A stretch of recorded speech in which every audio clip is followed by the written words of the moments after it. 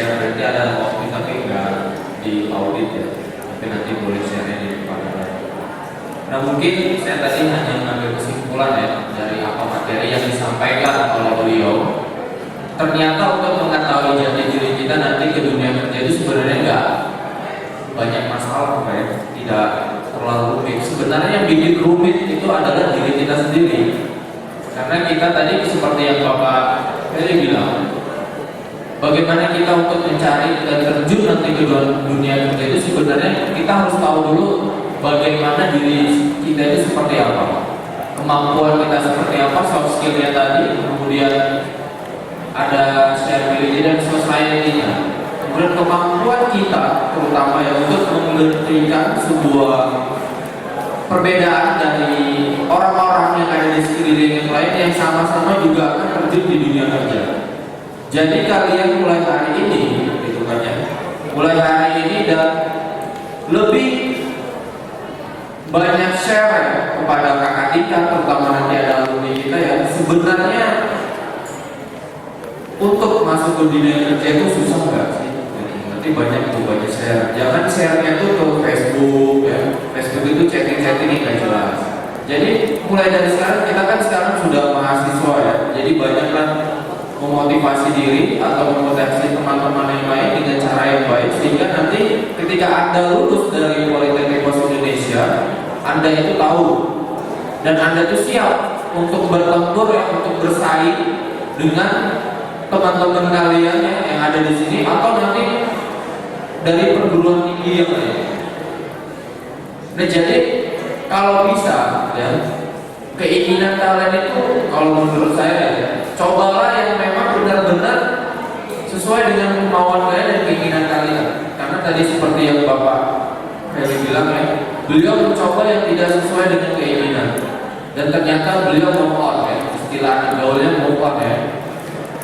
Jadi berubah untuk mencari yang baru sehingga hasil yang diinginkan itu sesuai dengan keinginan.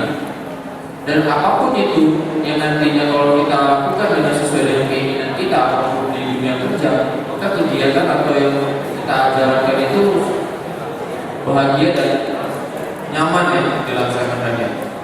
Nah tadi ada beliau sampaikan ada CEO, CFO dan segala macam. Nah itu mungkin kalian banyak sharing sebenarnya job desk CEO dan CEO dan segala macam itu seperti apa. Dan kalau kalian nanti internship ya di dunia kerja, maka istilah itu akan digunakan bukan di seperti ini mana kepala bagian ya atau sebut mana. Nanti kalau di dunia kerja misalnya contoh di DHL ya, untuk yang monitoring sebuah berbagai IT itu disebutnya adalah CEO. Oke, mohon perhatiannya ya, tolong jangan berisik. Nah CEO jadi bukan kepala bagian. Jadi nggak keren ya bahasanya kepala bagian, tapi di sana bahasa istilahnya CEO. Nah kalau udah menjabat sebagai CEO ya mungkin tidak usah ditanya lagi income-nya berapa, fasilitasnya seperti apa. Nah seperti itu kalian harus bermotivasi. Nah mungkin langsung saja saya kasih dua sesi tanya jawab, dua pertanyaan. Boleh Bapak yang pilih atau langsung aja yang mengajukan. Nah ya silakan. Caranya, namanya, sebutkan nama kamu siapa, jurusan kelas berapa, langsung pertanyaannya. Oke silakan.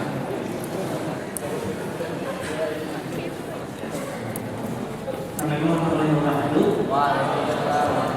Perkenalkan nama saya Adi Widarto, saya dari Teknik Informatika D3 kelas 2C. Siapa namanya? Arif. Arif.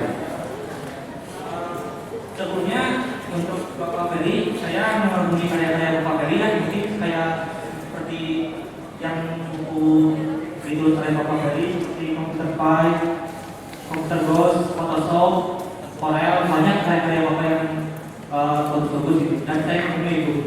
Kemudian yang saya ingin tanyakan di sini, yang saya pikirkan di sini, sungguh menarik ya.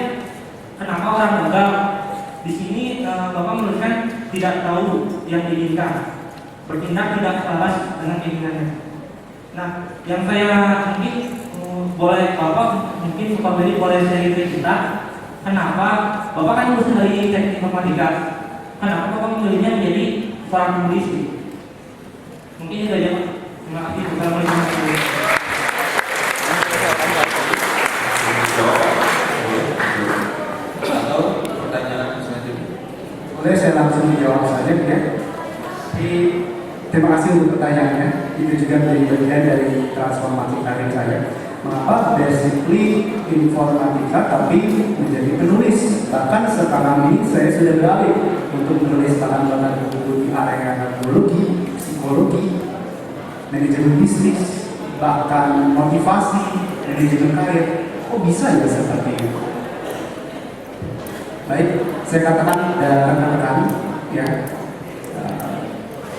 Pada dasarnya saya merasa diri salah jurusan.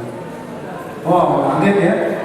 S1 informatika, S2 informatika, S3-nya apa nggak tahu lah ya. Yang jelas saya merasa bahwa saya salah jurusan. Awalnya saya merasa bahwa saya tidak menyukai informatika